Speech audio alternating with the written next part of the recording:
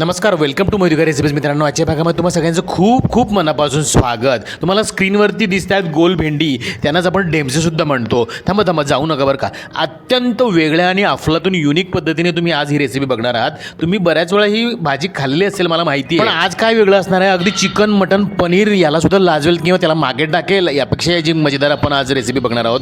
इथे आपण त्यासाठी गोल भेंडी मस्तपैकी धुवून घेतलेली आहे. कढईमध्ये आपण साधारणपणे थोडीशी शेंगदाणे, 30 ग्रॅम शेंगदाणे वरती तुम्हाला परफेक्ट प्रमाणासाठी सांगतो, आपण भाजून घेतलेले आहेत आणि मिक्सरच्या भांड्याला काढून घेतलेले आहेत. इकडे थोडंसं तेल आपण कढईमध्ये घातलेलं आहे आणि त्यामध्ये 30 ग्रॅम मस्तपैकी स्वच्छ धुवून घेतलेली तुरीची डाळ आपण परतायला घातली बरं का. मस्तपैकी त्या कढईमध्ये खरपूस त्या तेलामध्ये परतून घेत असताना त्यामध्ये आपण काही हिरव्या मिरच्या घातल्या आहेत आणि त्यामध्ये काही जाड कोथिंबीरीच्या काड्या घातल्या. अशी रेसिपी अगदी सिंपल आहे बरं का. आपण अगदी ढेमसे म्हणतात नाका मुरडणारे सुद्धा मागून खातील बरं का, याची गॅरंटी. तुम्ही व्हिडिओ शेवटपर्यंत बघा. आपण हे सगळं व्यवस्थित खरपूस तेलामध्ये परतून घेत आहोत बरं का. गॅस आपण मध्यम आचेवरती ठेवलेला आहे. तुम्ही बघू शकता त्यामध्ये डाळ, कोथिंबीरीच्या काड्या आणि हिरव्या मिरच्या आपण अशा पद्धतीने परतून घ्यायच्यात आणि त्यामध्ये साधारणपणे लसूण, आपण साधारणपणे 15-20 लसणाच्या पाकळ्या आपण यामध्ये घातल्या आहेत. साधारण वजनी 10 ग्रॅम इतक्या त्या लसणाच्या पाकळ्या होत्या आणि एक छोटा टमाटा आपण अशा पद्धतीने चिरून त्यात घातला आहे. ते सुद्धा आपण सगळं सोबत व्यवस्थित परतून घेत आहोत बरं का. हे सगळं परतून होत असताना आपण मिक्सरच्या भांड्याला शेंगदाणे भाजलेले काढून घेतले होते. त्यामध्ये आपण काही लसणाच्या पाकळ्या घातल्या, साधारणपणे 10 ग्रॅम इतक्याच लसणाच्या पाकळ्या आपण त्यात घातल्या आहे. त्यात आपण लाल तिखट घातलंय, चवीनुसार थोडं मीठ घातलंय. यामध्ये आपण पाव चमचा हळद सुद्धा घातलेली आहे आणि मिक्सरला जाडसर फिरवून घेतलं आहे. तुम्ही बघू शकता त्याची मस्तपैकी आपण वाटण तयार करून घेतलं आहे. सगळं तयार वाटण आपण एक प्लेटमध्ये ऑलरेडी बारीक चिरून घेतलेल्या कोथिंबीरीमध्ये घालत आहोत आणि इकडे आपण कढईमध्ये जे सगळे जिन्नस परतून घेतले होते ते आता ह्याच मिक्सरच्या भांड्याला आपण फिरवण्यासाठी सगळे व्यवस्थित परत घेत आहोत. बरं, मिक्सरच्या भांड्याला या सगळ्या जिन्नसांमध्ये आपण पाव चमचा जिरं घालत आहोत, अख्खं जिरं त्यात घातलं आहे आणि पाव चमचा हळद घालून हे सगळं व्यवस्थित अशा पद्धतीने फाईन आपण मिक्सरला फिरवून घ्यायचं आहे. इकडे आता आपण हे ढेमसे किंवा गोल भेंडी याचे आपण अशा पद्धतीने नाके कापून घ्यायचे बरं का. आपण साधारणपणे छोट्या छोट्या आकाराचे, म्हणजे साधारणपणे मोठ्या आवळ्याच्या आकाराचे आपण हे भेंडी घेतलेली आहेत, ढेमसे घेतलेले आहेत.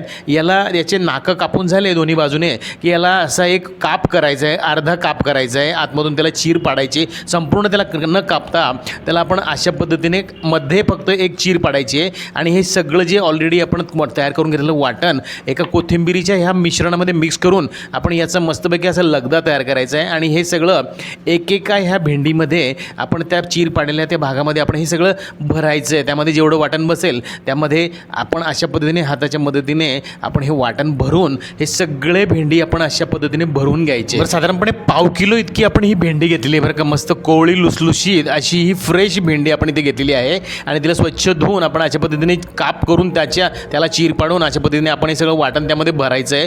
तुम्ही बघा, अतिशय मजेदार आणि अगदी युनिक अशी ही रेसिपी तुम्हाला बघायला मिळणार आहे बरं का. तुम्ही व्हिडिओ शेवटपर्यंत बघा आणि आपण केलेलं जे वाटण होतं ते अगदी परफेक्ट आहे, पाव किलो भेंडीला पुरलेलं आहे बरं का. ह्या ढेमशांना पुरले आहेत. आपण हे सगळे भेंडी व्यवस्थित अशा पद्धतीने भरून घेतले आहेत. आता अगदी थोडंसं तेल आपण कढईमध्ये घातलेलं आहे. हे सगळे भेंडी आपण त्यामध्ये मस्तपैकी परतून घेणार आहोत. तुम्ही बघू शकतात इथे आपण एक एक भेंडी अलगद आपण अगदी हाताच्या मदतीने अशा पद्धतीने इथे आपण त्या तेलामध्ये ठेवत आहोत आणि गॅस आपण मध्यम आचेवरती ठेवलेला आहे.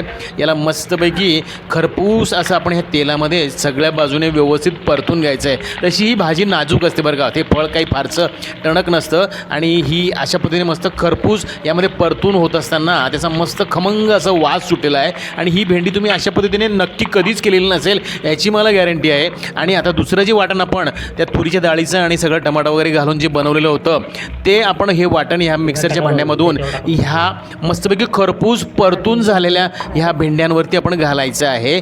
तुम्ही बघू शकतात इथे हे वाटण आपण सगळं त्यामध्ये मस्तपैकी मिक्स करत आहोत. तेलामध्ये जसं हे वाटण मिक्स झालं तसं अगदी खमंग असा घरभर वास सुटलेला आहे बरं का. मी तुम्हाला सांगतो, तुम्ही एकदा ही रेसिपी ट्राय करून बघा. तुम्ही नक्की ही रेसिपी 4-4 वेळा तुम्ही आठवड्यातून करा, तरीसुद्धा तुम्हाला कोणाला याचा कंटाळा येणार नाही, इतकी तुम्हाला ती आवडेल बरं का. नक्की यामध्ये थोडासा अतिशयोक्ती अलंकार आहे पण तुम्हाला ती नक्की खूप आवडणार आहे बरं का. यामध्ये आता आपण मिक्सरचं भांडं धुवून थोडंसं पाणी घालायचं आहे आधी आणि मग नंतर आपल्याला ॲडजस्ट होईल एवढं ते बुडतील इतकं आपण त्यामध्ये मग पाणी घालायचं आहे. आपण इथे थंड पाणीच वापरलेलं आहे आणि तेव्हाच आपण चवीनुसार मीठ घालायचं आहे.